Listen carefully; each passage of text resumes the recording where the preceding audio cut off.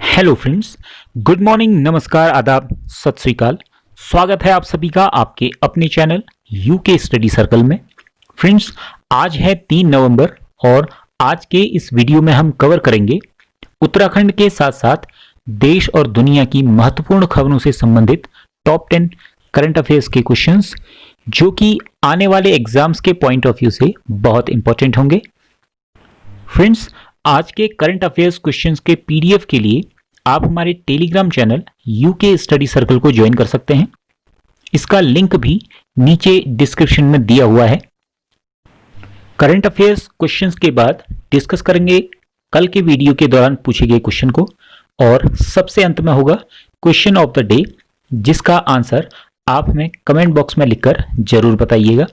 तो आइए शुरू करते हैं आज के करंट अफेयर्स का वीडियो। आज का पहला सवाल है, डॉक्टर भक्त दर्शन उच्च शिक्षा गौरव पुरस्कार सर्वप्रथम कब दिया गया? इसके ऑप्शन हैं ए 2017, बी 2018, सी 2019 या डी 2020। और इस क्वेश्चन का सही आंसर है ऑप्शन डी 2020। भक्त दर्शन उच्च शिक्षा गौरव पुरस्कार हाल ही में 1 नवंबर 2020 को देहरादून में डॉक्टर भक्त दर्शन के नाम पर विभिन्न विश्वविद्यालयों के 4 शिक्षकों को प्रदान किया गया है।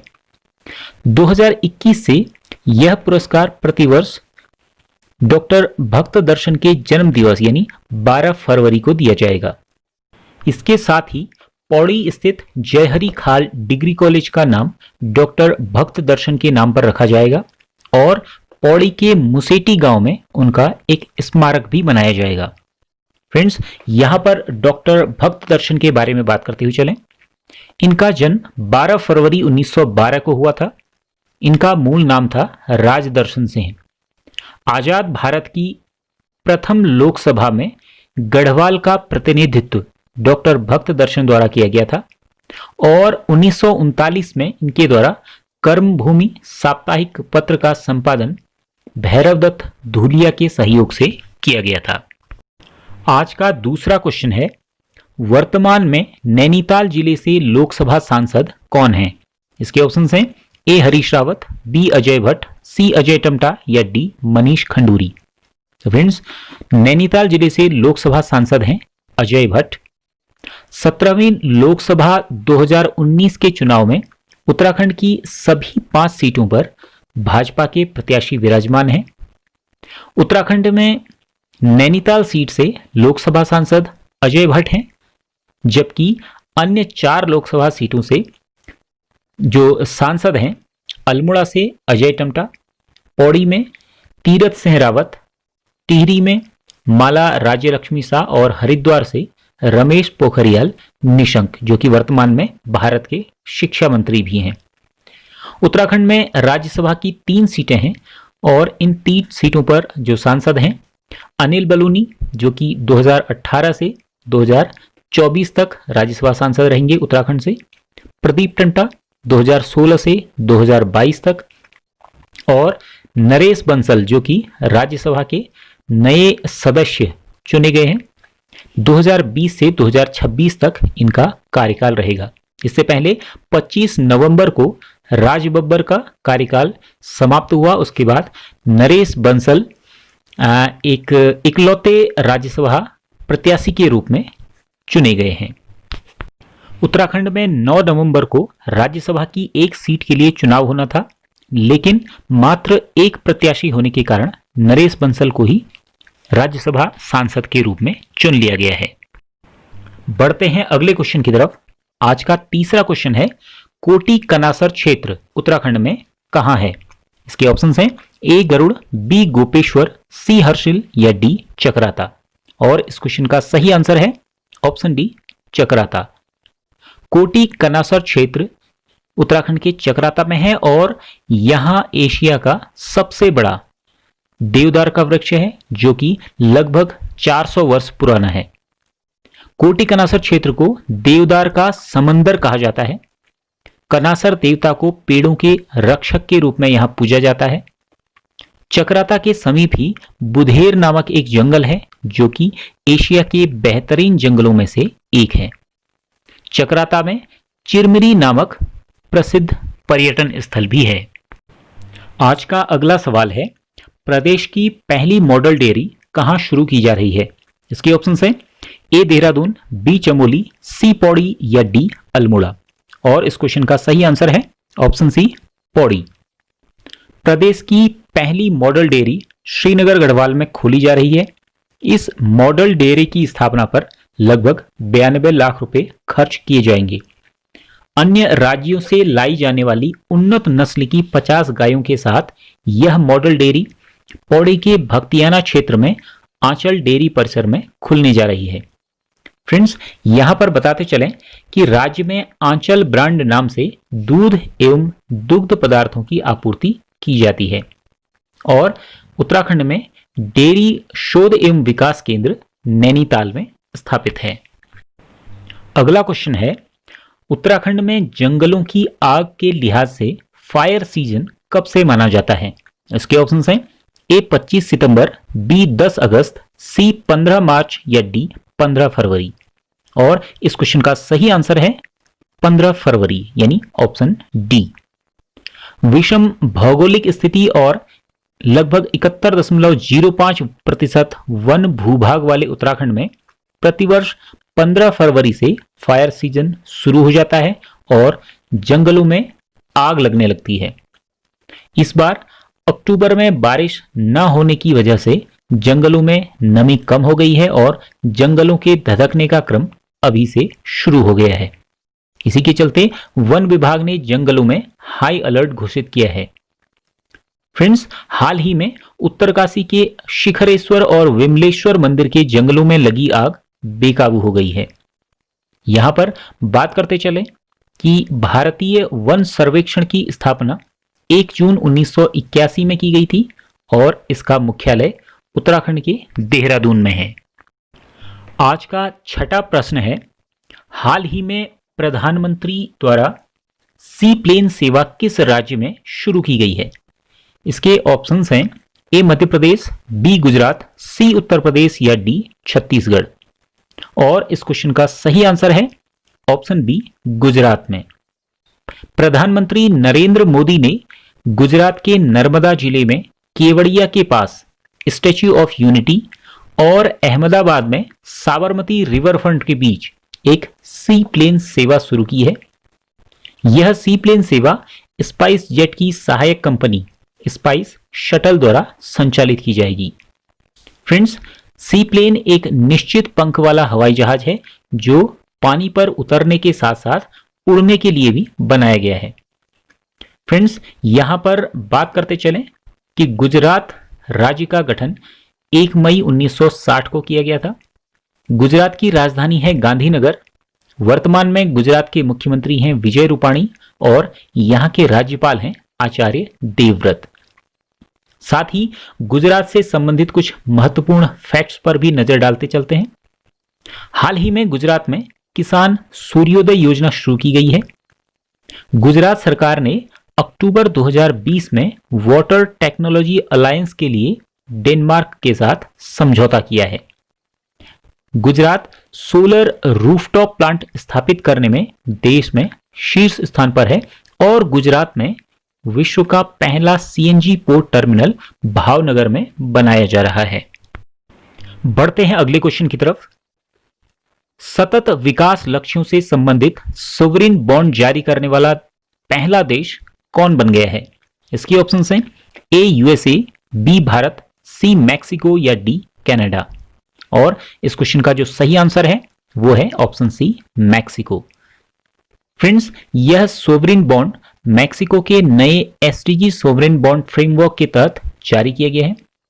मैक्सिको ने बॉन्ड्स के जरिए 750 मिलियन यूआर जुटाए हैं।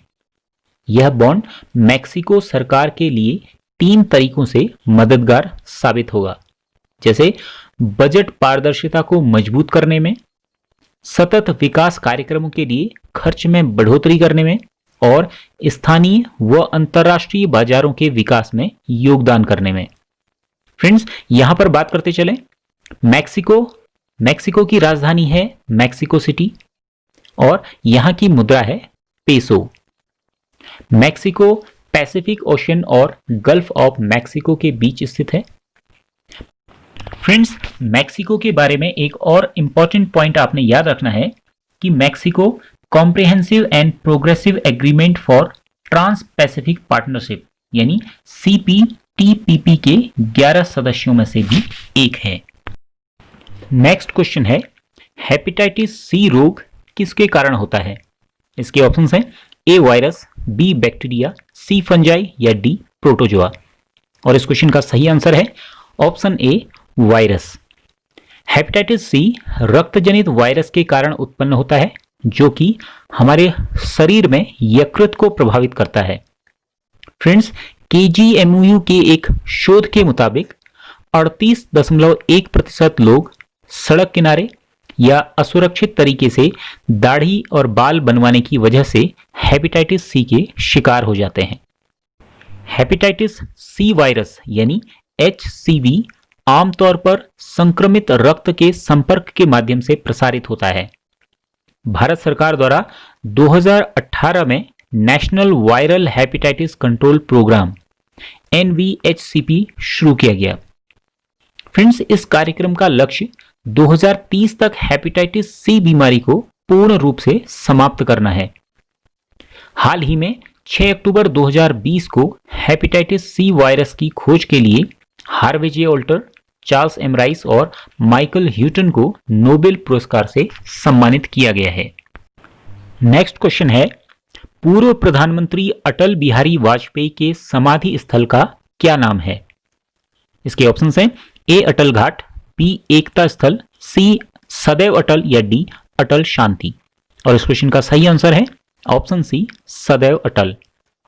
फ्रेंड्स, अटल बिहारी जी की समाधि स्थल का नाम सदैव अटल है और इसके समीप में ही राजघाट क्षेत्र में पूर्व राष्ट्रपति प्रणब मुखर्जी की समाधि भी बनाई जाएगी। बात करते चलें कि प्रणब मुखर्जी का निधन 84 वर्ष की उम्र में 31 अगस्त 2020 को हुआ। प्रणब मुखर्जी हमारे देश के 13वें राष्ट्रपति रहे हैं। फ्रेंड्स, राजघाट पर कई नेताओं और उनके परिवार के लोगों की समाधि बनी हुई है। याद करते चलें कि प्रणब मुखर्जी को 2019 में भारत रत्न से भी सम्मानित किया गया था। आज का 10वां और अंतिम क्वेश्चन है, बांध पुनर्वास और सुधार परियोजना ड्रिप को सर्वप्रथम कब शुरू किया गया था? इसके ऑप्शंस हैं A 2010, B 2012, C 2015 या D 2018। और इस क्वेश्चन का सही आंसर है ऑप्शन B 2012। बांध पुनर्वास और सुधार परियोजना यानी dam rehabilitation and improvement project drip को 18 अप्रैल 2012 को शुरू किया गया था। प्रारंभ में इस परियोजना को 6 वर्ष के लिए शुरू किया गया था और बाद में इसे विस्तार देते हुए परियोजना को 30 जून 2020 तक बढ़ा दिया गया। अब इस परियोजना के दूसरे और तीसरे चरण की शुरुआत की जा रही है। इसका दूसरा चरण 6 साल का और तीसरा चरण होगा 4 साल का, यानी यह परियोजना कुल 10 साल की अवधि के लिए होगी। परियोजना का जो काल है 2021 से 2031 तक और इस परियोजना का उद्देश्य चयनित मौजूदा बांधों और संबंधित परिसंपत्तियों की सुरक्षा और प्रदर्शन करने में स्थायी रूप से सुधार करना है। फ्रेंड्स, अब बारी है कल पूछे गए क्वेश्चन की। कल का क्वेश्चन था, उत्तराखंड के 4 धामों में सर्वाधिक ऊंचाई पर स्थित धाम कौन सा है? और यूके स्टडी सर्कल के व्यूअर्स में से जिन्होंने इस क्वेश्चन का सही आंसर दिया उनके नाम हैं प्रीति नेगी, रितिका गोस्वामी, रितु सती, सोनिया बिस्ट, अमित नेगी, दीप बेडवाल, मुकेश सिंह, मनीषा पांडे, विकराज सिंह, हर्षिता नेगी, दीपक सामंत, लखविंदर सिंह, सीमा, सूरज मिल्कानी, मिलम बर्मन, हिमांशु कलोनी, विजय कुमार, मंजीत बिस्ट, प्रियंका पाटनी, सोनी कुमारी, अंकित कुमार आर्या, पूनम पंत और बब्बी बोहरा। फ्रेंड्स, आप सभी लोगों को बहुत बहुत बधाई और हार्दिक शुभकामनाएं। और इस क्वेश्चन का सही आंसर है option D Kedarnath. Friends, Uttarakhand के 4 धामों का ऊंचाई में बढ़ते हुए क्रम है गंगोत्री, बद्रीनाथ, यमुनोत्री और केदारनाथ। यानी केदारनाथ सर्वाधिक ऊंचाई पर स्थित है। और इन 4 धामों की यात्रा का जो क्रम है वो है यमुनोत्री, गंगोत्री, केदारनाथ और बद्रीनाथ। यानी सबसे पहले यमुनोत्री की यात्रा प्रारंभ होती है और बद्रीनाथ की यात्रा पर इसका समापन होता है। फ्रेंड्स, इन 4 धामों में गंगोत्री जो सबसे कम ऊंचाई पर स्थित है, 3042 मीटर इसकी समुद्र तल से ऊंचाई है। गंगोत्री भागीरथी नदी का उद्गम स्थल है और यहां पर माता गंगा को समर्पित मंदिर। बद्रीनाथ धाम जिसकी ऊंचाई 3133 मीटर है, अलकनंदा नदी के तट पर स्थित है और यहां पर भगवान विष्णु को समर्पित मंदिर है। यमुनोत्री तीसरे नंबर पर है ऊंचाई के क्रम में। समुद्र तल से इसकी ऊंचाई लगभग 3293 मीटर है। यहां पर यमुना नदी का उद्गम स्थल है और यमुना माता को समर्पित मंदिर है। केदारनाथ जो कि 4 धामों में सर्वाधिक ऊंचाई पर स्थित है, समुद्र तल से इसकी ऊंचाई 3584 मीटर, मंदाकिनी नदी के तट पर स्थित है और यहां पर भगवान शिव को समर्पित मंदिर है। फ्रेंड्स, अब अंत में बारी है क्वेश्चन ऑफ द डे यानी आज के क्वेश्चन की। तो आज का क्वेश्चन है, गोविषाण निम्नलिखित में से किस स्थान का प्राचीन नाम है? इसके ऑप्शन है ए गोपेश्वर, बी काशीपुर, सी गरुड़ या डी गंगोलीहाट।